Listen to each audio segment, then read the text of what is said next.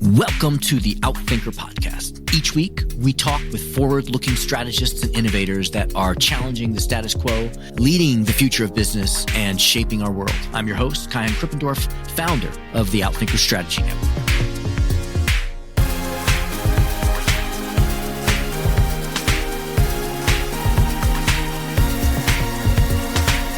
Certain elements that have been true in the physical realm for our generation apply in the digital realm too. So think in terms of people wearing fashion for like bragging rights, right? Like you want to have like the latest Gucci sweatshirt and you're wearing that out on a Saturday evening. Well, the same thing is happening in Roblox. The same thing is happening in Minecraft. You're presenting yourself with a limited edition digital wearable in that realm to show who you are, to let your personality come to life. It's important. And that's why we're seeing brands in the fashion space, for example, enter the Metaverse, like Gucci, like Alo Yoga, like Ralph Lauren, like Burberry, like Bulgari, and they're having tremendous success.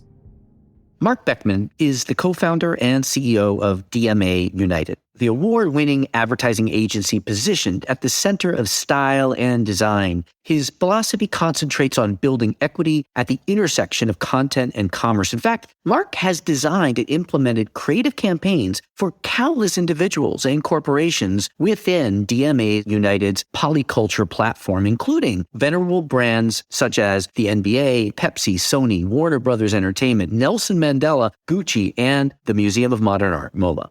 Marc's work, as you heard in the highlight, centers around helping brands tap into the newfound value being created right now within the digital space, paralleled from our physical reality, and how this value creates new brand loyalty channels, new revenue streams, and ultimately new opportunities for brands to connect with their customers. To date, he has leveraged blockchain technology to launch platforms for over 60 brands and has created 7 marketplaces in Web3 for clients. His book, The Comprehensive Guide, NFTs, Digital Artwork, Blockchain Technology, is one of the clearest I have ever read on the topic. No wonder it has received many accolades, including receiving bestseller status and inclusion on JP Morgan's reading list.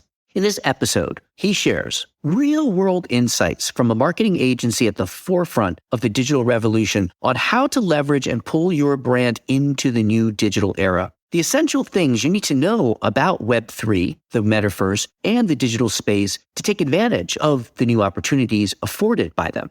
How to use the perception of value of digital assets to create new revenue streams without cannibalizing your legacy streams. The new opportunities to co-create with third parties in the digital space or create a microverse of your own for your brand. What brands can do and examples of what they are already doing to revamp their brand loyalty programs with these new technologies. Ladies and gentlemen, Marc Beckman. Marc, thank you so much for being here with us. It's great to see you again. I want to open up with the same 2 questions I ask all of our guests. The first one, just to get us to know you a little bit more personally, could you complete the sentence for me? If you really know me, you know that. If you really know me, you know that I enjoy hiding in museums alone and getting an opportunity to think and be inspired. Wow. Tell me more about that. Are these art museums? Are they history museums? Or does it matter? Predominantly art museums, and in particular, I like modern art. I prefer modern art. But what I find is that these days, it's always been part of my life, even when I was a teenager. But these days, I find museums can provide me with a sense of comfort and peacefulness in this world that is just nonstop inundation with media, with clients, living in New York City, just all the noise and constant tidal wave of content. It allows for me to unplug for a minute. So I went from being inspired when I was younger from the masters and the modern artists to now it's like I'm almost hiding from the world amongst Picassos. I love it. I love it. So yeah, I can see how that relates to your work in so many ways in terms of enveloping people and experiences. And we'll get into that. Next question that I'd like you to answer. This is a podcast on strategy. We ask this question of everyone who's on, and everyone's thought about strategy as you have, and I always get a different answer. What's your definition of strategy? I think strategy is undervalued in general, much to my chagrin. I find that with my clients, whether they're emerging startups or Fortune 500 companies, for me, it's critical. It provides the foundation, the blueprint of how we're going to act as an agency, how we're going to behave, what we're going to implement, who we're going to participate with, specifically across two roads. The first is commercial. What are those commercial objectives? And the second is marketing. How are we going to act to build brand awareness? And I find over and over again that companies don't even want to pay for strategy because they don't necessarily see it as something tangible, right? It's not the same as at the end of the day having some kind of a television campaign or, building an environment, an immersive and persistent world in the metaverse. So I think strategy is undervalued, but for us as an agency, we layer it into everything from both a commercial and a marketing perspective. I got it. One thing that's fascinating about your background is that you come at branding, commercial, marketing strategy, and technology, but you came to it through, you have a legal background. Can you explain that? Correct. Yeah. It's funny when you mention that my background is, I guess, a little unique. I recently listened to a commencement speech that Steve Jobs gave at Stanford, and I think it was in 2006, maybe 2005, 2006. And he spoke about something that really connected with me. He spoke about how people can connect the dots back in their life to see how they got to where they are today. And for me, if I connect back in time, the legal piece of it makes a lot of sense, actually. So remember, my agency, we execute at this intersection of both content and commerce. So driving new business and revenue is a major part of the experience that our clients have with us. And with my legal background, it gives me the ability to chart out how we're going to structure deals in the best for our clients. So we'll often serve as lead negotiators for our clients, whether it's Karl Lagerfeld or Russell Westbrook, to get the deal done. But we'll build into that thought process what we need as it relates to performance obligations to bring, for example, the creative content, as well as maybe there's an item that we're selling to bring all of that to life.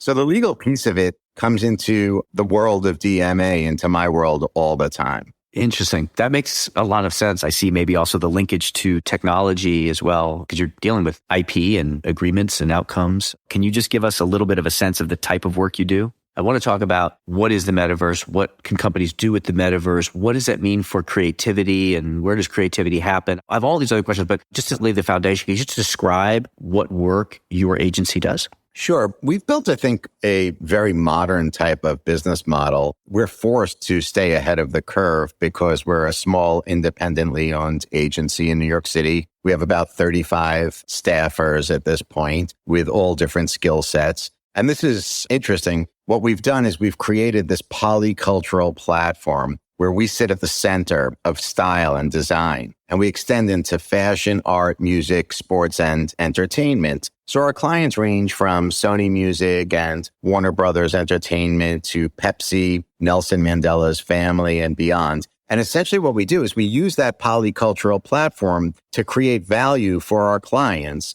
By way of example, a client in the music space might want to leverage the sports category to build brand awareness, to create more market share or whatever it might be. We're able to move one client across from their core business sector into a client in another lifestyle sector to get these types of benefits. So it's a very unique type of agency. And as a result of it, we've been forced to stay ahead of the curve. By way of example, we have been credited with creating the concept of collaborations in the fashion space. It goes all the way back in time. It's funny now, like talking to some people, some of our early day collaborations seem like they're archaic at this point. We've done programs for Karl Lagerfeld is very top of mind right now because we just had the Met Ball Gala in his honor here in New York City. So we put together a program for Karl Lagerfeld with Puma. We also did a program for Puma with MAC Cosmetics.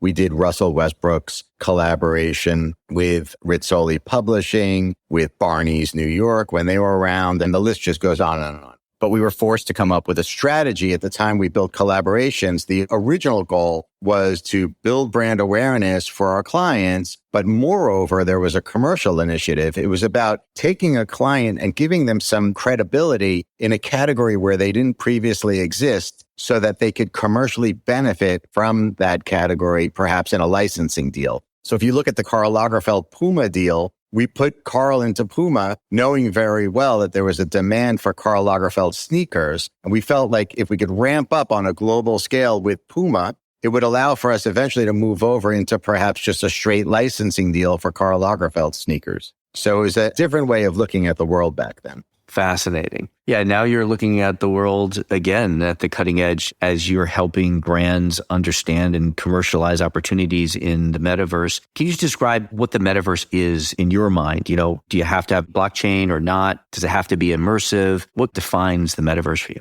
As an agency, we are at the forefront of this world right now. And what I prefer to do is break it into two segments. For the sake of this discussion, at least, let's break it into two segments.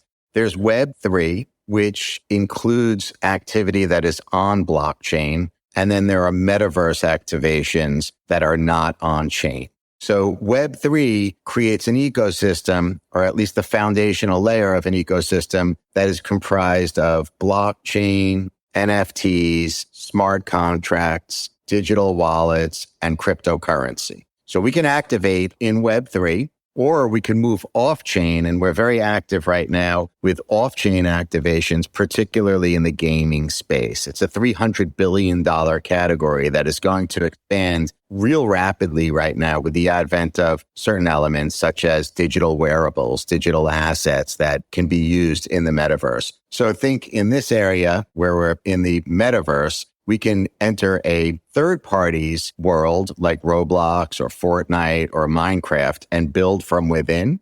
Or we can also create an off-chain metaversal experience for a brand that's controlled within the brand's own community. So it's not going into a third-party world like Roblox, but it could be plugged into their own platform and be built effectively, exclusively for their own community. So you might see this with a company like Bulgari, where it doesn't make sense for them to activate in a place like Minecraft or Roblox. So Bulgari would create their own microverse, I call it. So it's only activated through their own platform and for their own community. They control it entirely. So I'm going to get this wrong, I'm sure. This is not the right analogy, but when I've heard you talk about the off-blockchain or the kind of centralized or controlled version, I kind of think of airlines and airline miles that in a way I've got a whole bunch of American airline points. There's not a digital product that I'm buying, but in a way it's a currency, but it's controlled by American Airlines. I know that's not the right analogy. What would be the right analogy to help us understand? I think actually what you're doing is you're hovering around one of the areas that as an agency, we think will provide brands and consumers with the most excitement. It's about renovating a loyalty program. It's about modernizing a membership program. And we could bring these concepts to life both in Web3 and the metaverse, and we are. And we've already seen some of the best consumer-facing brands' loyalty programs shift into Web3. So by way of example, Nike's Dot Swoosh. We've seen it with Starbucks Odyssey. We've seen it with InBev. And it offers a lot. Whereas with your airline miles, you're limited, right? Only you could use them. You can't trade them. You can't sell them. And if you pass away, that's the end of it. But yet it's worth something. Now what we can do is we can activate for consumers in a way that creates access to more than just points. Because often those points also, when you start to look at points in a department store or points at a fashion brand, those points are valueless. They're actually like the value of getting a coffee, right? So people don't even use them. And it's not a motivating factor to go shopping in a retail type of environment. Well, now you could create loyalty programs or membership programs that allow for unique access to experiences, services, live events, access to limited edition merchandise, collaborations. It's a whole new playing field. So what we do as an agency is we drive strategy through 5 pillars: personalization, community, gamification, ownership, and interoperability. What does interoperability mean? So interoperability is important now because when we start to think in the context of Web3 and the metaverse, The idea now is how can I take essentially my digital asset, because now I'm owning a digital asset, and create some level of portability across chains, on chain to off chain, or from digital into the physical world and back. So by way of example, we can create a strategy now which incentivizes some type of behavior in the physical world. Come to our store, buy a certain amount of product, buy a sequence of products, be pro-social in the physical world. And if you do so, we're going to power up or level up your digital asset so that you could have more benefit in the digital realm. So when you come back into the metaverse now, your digital asset, your NFT or whatever that digital asset is comprised of, can create more value, a better experience, more access, or whatever it might be. So interoperability is across chain, off chain and on chain, and physical world back to digital. Okay, got it. I understand now. So I think a lot of people will be thinking, oh, you're talking about one day in the future this is possible. And people are thinking digital assets, my kids have some Robux, but the market for that isn't significant or isn't here. What do you have to say to that? I think the perception of the value of a digital asset is a real issue that strategists need to think about.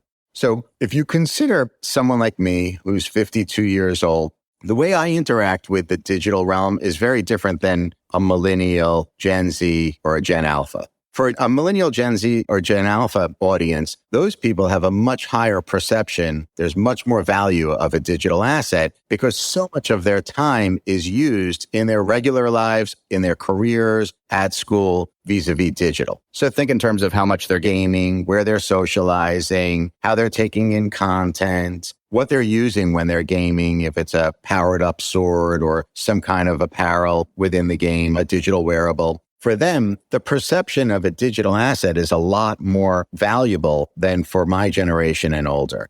The more we interact with digital assets, the more important it will be. So the perception of a digital asset forward-looking for the younger generation is going to be explosive. And I understand why my father and my mother might not be able to value a digital asset, right? Like a sword in the metaverse, or why am I going to pay $100 for a sneaker in the metaverse? I could understand why some people that are 70, 80 years old might find that totally ridiculous. But for the younger generation, they are there in the digital realm. They're being educated there. They're socializing there. They are there all the time. That makes so much sense. I hadn't thought about that. So as people spend more time in digital experiences, naturally, the things that are useful or valuable there become more valuable. Correct. And certain elements that have been true in the physical realm for our generation apply in the digital realm too. So think in terms of people wearing fashion for like bragging rights, right? Like you want to have like the latest Gucci sweatshirt and you're wearing that out on a Saturday evening. Well, the same thing is happening in Roblox. The same thing is happening in Minecraft. You're presenting yourself with a limited edition digital wearable in that realm to show who you are, to let your personality come to life. It's important. And that's why we're seeing brands in the fashion space, for example, enter the metaverse, like Gucci, like Alo Yoga, like Ralph Lauren, like Burberry, like Bulgari, and they're having tremendous success. Some of the most luxurious brands have entered the metaverse already, not just for monetization purposes. Like by way of example, NARS Cosmetics, we launched their Genesis collection with NFTs and they monetized that, sure. But when they launched in Roblox, they didn't monetize anything and they had 100 million people use their digital color palette, makeup palette on their avatars. 100 million. So again, going back to the perception of value, you could imagine the perception of value for cosmetics in the digital realm sounds ridiculous, but Fortnite recently reported that more than 50% of their revenue comes through the sale of cosmetics in the digital realm. It's remarkable, like what's happening right now. And it all goes back to the perception of a digital asset, and it's a generational thing.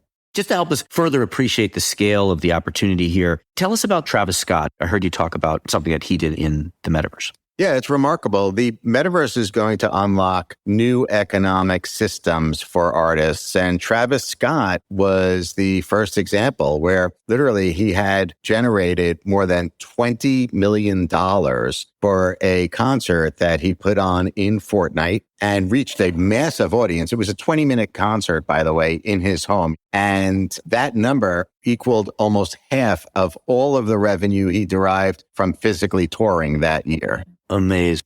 So here we are spending all year touring on buses and sleeping in hotels and preparing, and we're earning 40 million, and then 20 minutes virtually from home and earning 20 million. Think about how brands could monetize that, right? From a strategic perspective, now you could think in terms of if you have a live event in the metaverse, there could be new ticket opportunities, there could be new sponsorship opportunities, there could be new meet and greet opportunities. There's something called a POAP, which is a proof of attendance protocol. It's an NFT that in our world, we would say is similar to a physical ticket that's been used already, like a ticket stub. If you issue a POAP to attendees of that live event in the metaverse, it allows for those holders to then go back to a store and purchase limited edition physical merchandise. So there are so many new revenue streams that companies, that honestly strategists should be thinking about, where they don't have to cannibalize the revenue that they're creating or building through Web2, through brick and mortar, but new revenue streams that they could capture in Web3 and the metaverse now. Fascinating. I love that you're really bringing it to life and showing that this is actually happening now, because I think there is a perception that this is something that could happen in the future, but it's already here. So, Marc, another uncertainty I think that people have is how this relates to this idea of blockchain as just being completely decentralized, democratized system. And then you're talking about situations that are a little bit more controlled. How do you think about that? Are you talking about two different things? There really are three verticals that we're talking about here. The first is pure decentralization, peer-to-peer trading on blockchain. But it takes a lot of work to set up your wallet, to make that transaction happen, to move content or currency to a friend. That's the first vertical. Then in the middle is the vertical where you're also on chain, but this is what I refer to as Web3. This is more of a centralized situation where companies and brands are providing experiences for users that they're familiar with. They don't have to do so much work. They could be, in fact, lazy. So the way we'll get onto a centralized platform and have a transaction occur, like on a Nike.com, that's similar to what's happening in the NFT space with a company, like a marketplace like OpenSea or a digital finance platform like Coinbase. It's really easy to operate. However, the consumer needs to be aware of the fact that those central platforms come with a certain amount of risk. So if you're trading, for example, on Coinbase, you need to make sure that the cryptocurrency or the NFT that you perhaps own is stored in your own digital wallet, because God forbid, if Coinbase goes out of business, you could lose everything. And we've seen that recently with FTX. The third vertical is off-chain metaversal experiences like gaming platforms. Okay, got it. I'm trying to think about whether taking the existing opportunities of Web3 and Metaverse is something that is, let's wait till see how it develops and we can sort of start leaning into it in the future. If it is, hey, there's real revenue opportunity now, so we should try to pursue it. If it's, we should be learning so we can experiment. Or is it, if I don't do something now, I'm going to miss the train. I'm not going to be able to enter later. It comes down to the goals and objectives of the brand. If you're looking to dip your toe in the water right now, you'll get benefit immediately. There's no doubt about it. Benefit could come both commercially as well as from a marketing perspective. But I believe that consumers are looking for more.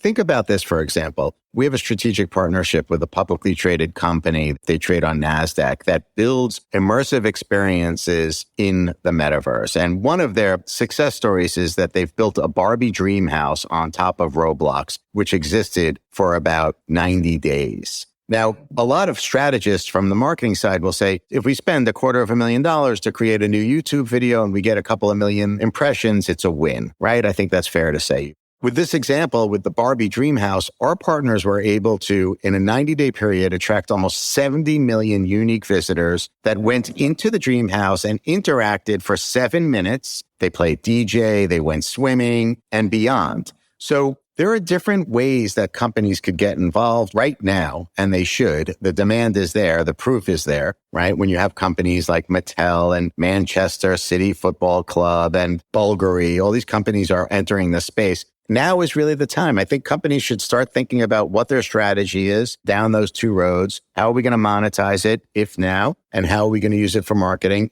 And they should start to chart this out. I love it. There's so many other questions I have. I know we're reaching the top of our time with you. Certainly, I would suggest people buy your book. For me, it's the most clear laying out of what Web3 is, what Metaverse is, and what we can do with it now. How else can people connect with you? So I'm on LinkedIn, Marc Beckman. I'm on Twitter, Marc Beckman. I think you could see a lot of interesting information. I like to share content that is educational and also newsworthy. So I think those are great places to start. Instagram, Twitter, LinkedIn. Great. Well, Marc, thank you so much for being here with us. And thanks for making this what feels like a very distant, amorphous, and scary thing that is hard to get our heads around to help us really understand it in a way that's tangible. Thank you for being here. Thank you so much for having me. I really appreciate it. It's been great. Thank you to our guests. Thank you to our producers, Karina Reyes and Zach Ness, our editor, and the rest of the team. If you like what you heard, please follow, download, and subscribe. I'm your host, Kai-Han Krippendorf. Thank you for listening. We'll catch you next week with another episode of Outthinkers.